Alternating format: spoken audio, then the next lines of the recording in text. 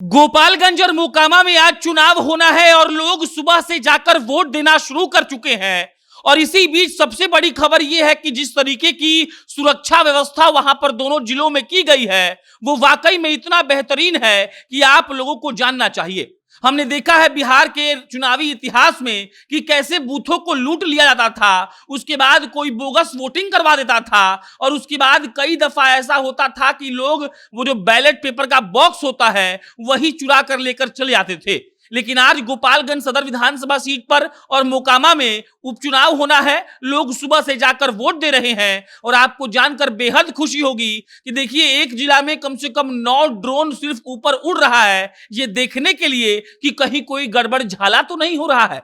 मतलब ये कि अगर कोई चाहे कि हम बोगस वोटिंग करवा ले, मतलब ये कि अगर कोई जबरदस्ती किसी से वोट डलवाने का प्रयास करे या फिर कोई भी अनर्गल या फिर गलत काम करने का प्रयास करेगा तो उसको प्रशासन एकदम रोक लेगी। हवा से तो नजर रखी ही जा रही है, मतलब कि 9 ड्रोन एक साथ घूम ही रहा है, लेकिन उसके अलावा कई कंपनियों को तैनात किया गया है, बीएमपी के जवानों को तैनात किया गया है, जिला प्रशासन के भी पुलिस बल वहां खड़ी है और लगातार उन लोगों का यही प्रयास है कि हम कैसे भी गोपालगंज और मोकामा में अच्छे तरीके से चुनाव संपन्न करा ले और वहां से कोई भी गड़बड़ी की खबर ना आए।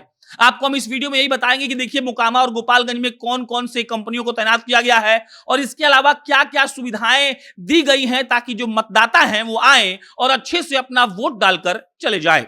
बहरहाल उससे पहले नमस्कार स्वीकार करिए, मेरा नाम प्रशांत राय है। ये वीडियो रोडवेज के द्वारा प्रायोजित है। रोडवेज बिहार की एक ऐसी टैक्सी की कंपनी है जो एक तरफ का किराया लेकर आपको पूरे बिहार भर में घुमाती है। आपको बिहार के किसी भी गांव से पटना आना हो या पटना से बिहार के किसी भी गांव में जाना हो, आपको प्ले स्टोर पर जाना है, रोडवेज का ऐप डाउनलोड करना है और बेहद कम दाम में आप पूरे बिहार का सफर कर लेंगे। अब लौटते हैं इस जानकारी पर कि आखिर क्या क्या इंतजाम किए गए हैं गोपालगंज और मोकामा में। अगर हम शुरुआत करें तो देखिए 16 कंपनियों के जवान अत्याधुनिक हथियारों से लैस होकर वहां पर घूम रहे हैं। कई लोग मत बूथ पर खड़े हैं और उन लोग को साफ साफ कह दिया गया है कि अगर कोई भी गलती करता है, कोई भी छीना झपटी करता है, किसी मतदाता के साथ दुर्व्यवहार करता है, किसी को जबरदस्ती पकड़कर वोट दिलवाने ले जाता है या फिर कोई गलत काम करता है तो उसको आप गिरफ्तार करिए और उसके बाद जांच होगी और जांच के बाद उचित कार्रवाई की जाएगी।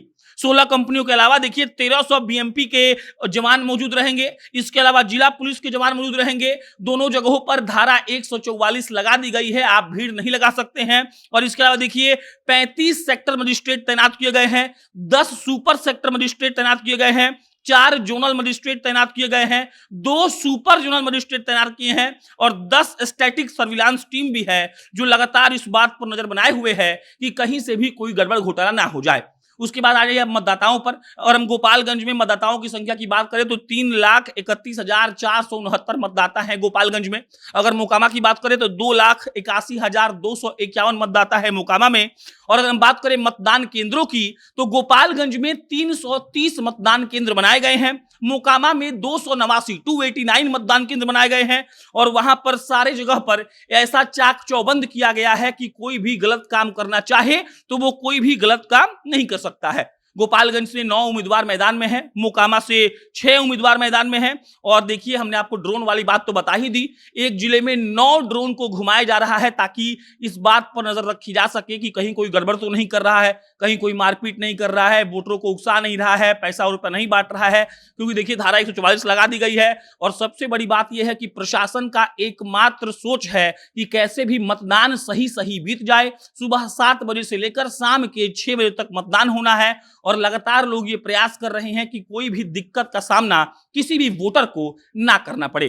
बाकी आप ऑनलाइन ऐप के बारे में जानते हैं, सी विजिल ऐप का नाम है, वहां पर आप फोटो खींचकर सीधा भेज सकते हैं, शिकायत कर सकते हैं कोई दिक्कत है आपको तो, और उसके बाद उसकी जांच की जाती है और उस पर कार्रवाई भी होती है। मतलब मिला जुलाकर गोपालगंज के और मोकामा में जो चुनाव हो रहा है उसकी कोशिश है ये प्रशासन की कि सही तरीके से सब कुछ हो जाए और वहां पर कोई भी दिक्कत ना हो। बाकी इस पर कोई अपडेट आएगी तो आपको हम इत्तला करेंगे। आप जनता जंक्शन देख रहे थे, बहुत बहुत धन्यवाद।